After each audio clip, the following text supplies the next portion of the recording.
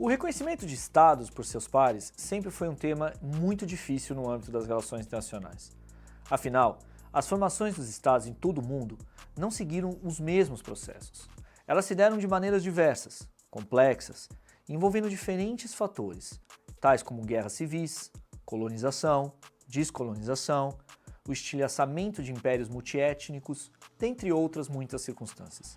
Independentemente da complexidade da dimensão histórica dos processos de formação, o Estado moderno tem como um dos seus elementos a concepção de povo, a quem o Estado confere a possibilidade de conceder a sua nacionalidade, da qual surgem direitos e obrigações para as pessoas que passam a ter esse vínculo jurídico-político com ele.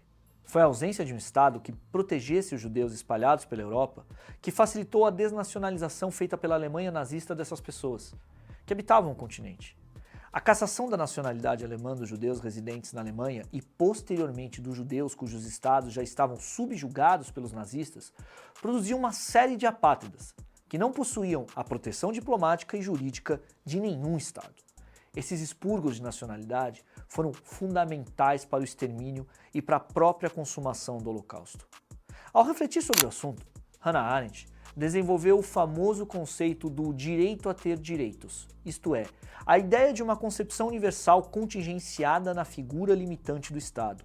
Por mais que se pense na ideia de um cidadão cosmopolita que tenha direitos pelo simples fato de ser uma pessoa no mundo, sem o Estado, hoje, é impossível se assegurar o direito a ter direitos.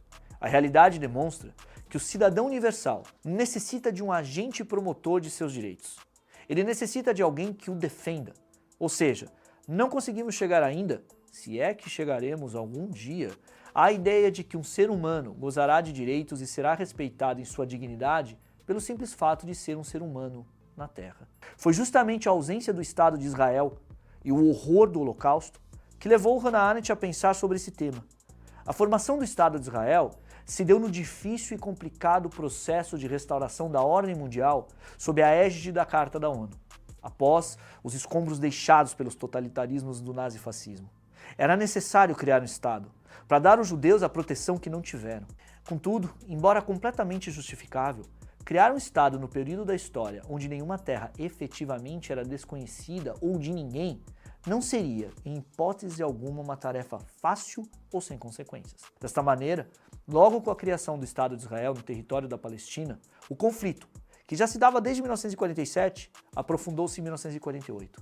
A guerra e a Nakba, conhecida como Grande Êxodo Palestino, foi um prelúdio das futuras décadas de guerra, ódio, sofrimento e sangue. Enquanto os judeus alegaram o direito moral de aderirem à decisão original da ONU, os árabes alegaram também possuírem um direito moral de aderirem ao princípio da Liga das Nações da autodeterminação dos povos, de acordo com a qual a Palestina seria governada por sua maioria árabe presente e seriam outorgados aos judeus direitos de minoria. Portanto, no pós-Segunda Guerra Mundial, não havia consenso entre árabes e judeus, muito menos no âmbito da comunidade internacional. Hannah Arendt criticou a militarização do Estado de Israel. Para ela, a forma militarizada que se estava dando ao novo Estado levaria a uma posição completamente difícil nas relações com os países vizinhos. Arendt comparou o Estado nascente de Israel com Esparta, pois os judeus viveriam cercados por uma população árabe totalmente hostil, dentro de fronteiras constantemente ameaçadas, tendo que viver da contínua autodefesa física que acabaria por preponderar a todos os demais interesses e atividades da sociedade. Arendt defendeu que a independência da Palestina só poderia ser alcançada sobre uma sólida base de cooperação judaica-árabe.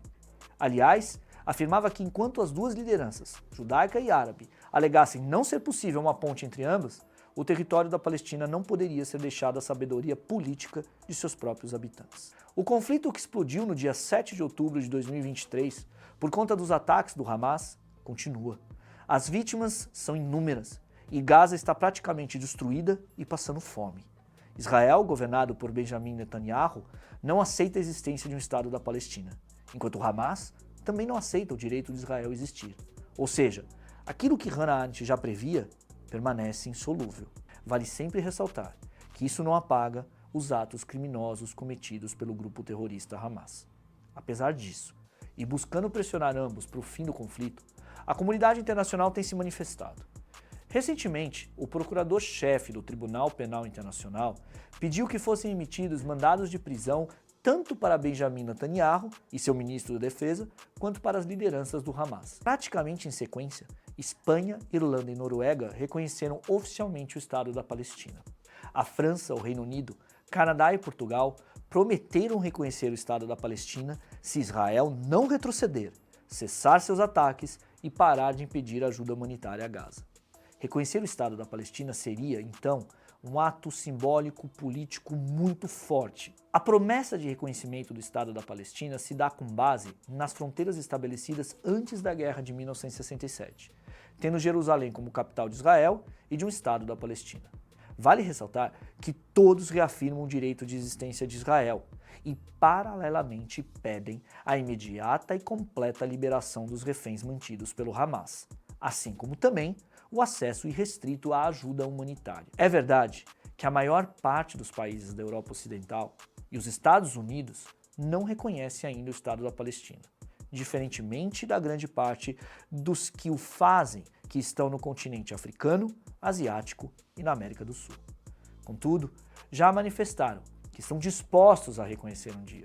Esses países apontam sempre como problema a ser resolvido previamente ao reconhecimento o status de Jerusalém e as fronteiras em si. De qualquer maneira, Espanha, Irlanda, Noruega, França, Reino Unido, Portugal e Canadá deram passos importantes para reafirmar não somente o direito internacional, como a concepção de que é por ele que poderemos enfrentar conflitos e trilhar verdadeiramente um caminho que significa a estabilidade e a busca pela paz. Isso não quer dizer que será fácil, ou simplesmente que se construirá da noite para o dia, mas o movimento é necessário e urgente. Afinal, se Israel tem o direito legítimo de existir, a Palestina também tem. Sejam israelenses ou palestinos, todos têm o direito a ter direitos, mesmo que isso ainda necessite ser construído. Fora dessa ideia, só haverá sofrimento, brutalidade e morte.